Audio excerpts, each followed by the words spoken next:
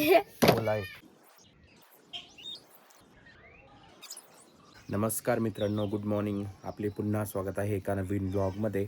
आज आहे गुढीपाडवा आणि गुढी स्थापन झालेली मी तुम्हाला दाखवतो व्हिडिओमध्ये. आपल्या सर्वांना नवीन वर्षाच्या हार्दिक हार्दिक शुभेच्छा. हे वर्ष आपल्यासाठी भरभराटी जावं ही ईश्वरचरणी प्रार्थना. तर आजचा ब्लॉग मी सुरू करतो. इथं गुढी उभारून झालेली आमची. तर साध्याच पद्धतीने उभारता एकदम, म्हणजे बांबू, त्याच्यानंतर तांब्या, कडुलिंबाचा डगळा, त्याच्यानंतर गाठी आणि साडी किंवा ब्लाऊज पीस याने करता आमच्याकडं स्थापना अशी. सकाळी सकाळी वडिलांचं पाळी मारायचं काम चालू आहे वावरामध्ये. हे बघा, उसामध्ये पाळी मारायचं काम चालू आहे. मी तुम्हाला मागील व्लॉगमध्ये सांगितलं होतं की बैल आणलेले माझ्या काकांचे, तर पाळी मारायचं काम चालू आहे असं.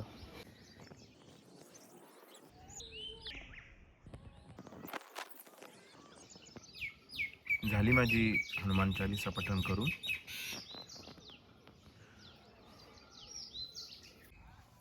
तर असा मस्तपैकी सडा टाकलेला आहे, रांगोळी काढलेली आहे आणि समोर बाजरी. तर आमच्या एका शेतामध्ये तुरी आहे, तुरीचे खोडा आहे तोडून आणलेले, जे चुलीसाठी सरपण म्हणून वापरता येईल. कोंबड्या बसलेल्या आहे.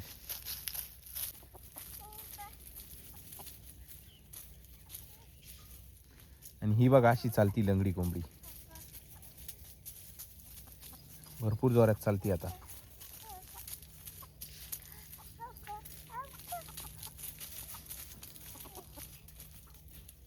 चार वाजलेले संध्याकाळचे, दुपारचे संध्याकाळचे म्हणा. आणि असं आबाळ आलेलं आहे गुढीपाडव्याच्या दिवशी. आणि माझ्या भावाचं उसाला पाणी भरायचं काम चालू आहे. रुची आणि तीर्थ हे सडा टाकू राहिले. रुची आणि ध्रुव, तीर्थ इथं आहे. काय म्हणतो तीर्थ? काय नाही. इतका सगळा सडा टाकलेला आहे त्यांनी. हॅलो दोस्तो, बाय बाय. आज गुढीपाडव्याच्या दिवशी.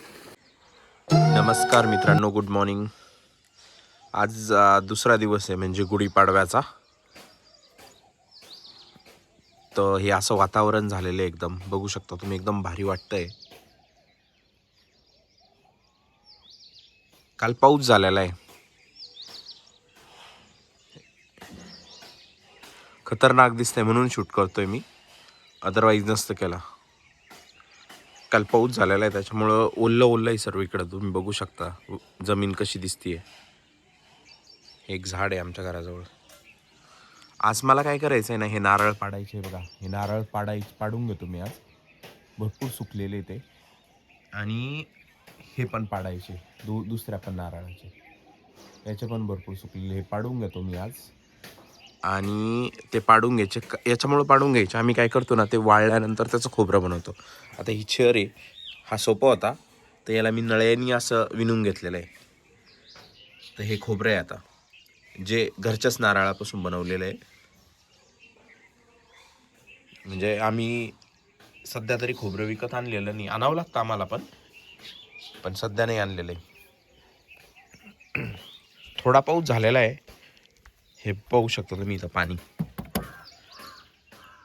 हे पाणी इतका भरपूर आहे, म्हणजे हा मला तरी दिसतोय. रात्री भरपूर ढगांचा कडकडाट चालू होता, विजांचा कडकडाट चालू होता रात्री भरपूर. असं आहे आता. हे सूर्याचं पण दर्शन झालेलं आहे जवळपास. ऊन कमी वाटतंय, पण आता काय होईल ना, दुपारी भरपूर ऊन जाणवल, गरम होईल.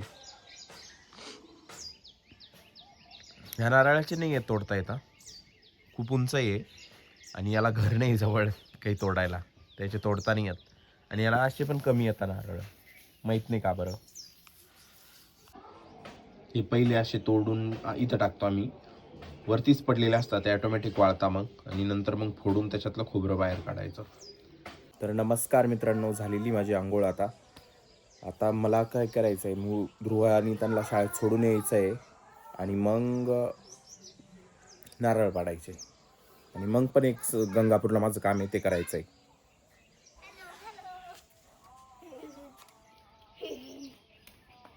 पावसामुळे अजून एक काय काम चांगलं झालं ना, हे सोलार व्यवस्थित धुवून निघलेलं आहे. नळ्या नारळ तोडायचे होते मला, पण बांबू जास्त लांब भेटला नाही मला, म्हणजे त्या नारळाची तोडता नाही येणार. हा जवळचा याचा मी तोडतो आता. नारळ बघा किती मोठमोठाले, भारी नारळ आहे, भरपूर आहे. कधी कधी हे घसचे घस पडता, रिस्की आहे नारळात झाड घराजवळ लावणं. आता मी तोडून घेतो.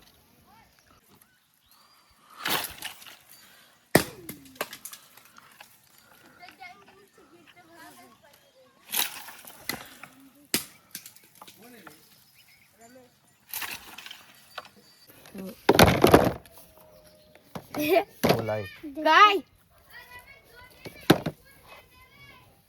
काय को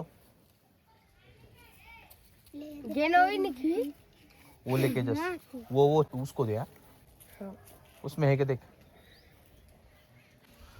तर जवळपास हे 8 नारळ आहे आणि 2 नारळ सुरेश घेऊन गेला. एक नारळ केशव आणि एक नारळ सुरेश घेऊन गेला खायला. आता हे वरती आणून ठेवलेले असेच सुकवत ठेवायचे आणि जेव्हा गरज असेल तेव्हा फोडून घ्यायचे. पाणी निघत नाही याच्यात सुकल्यानंतर. तर हा होता आजचा व्लॉग. हा व्लॉग तुम्हाला कसा वाटला हे मला कमेंट्स करून नक्की सांगा. जर आवडला असेल तर व्हिडिओला लाईक करा, चॅनलला सबस्क्राईब करा. Thanks for watching.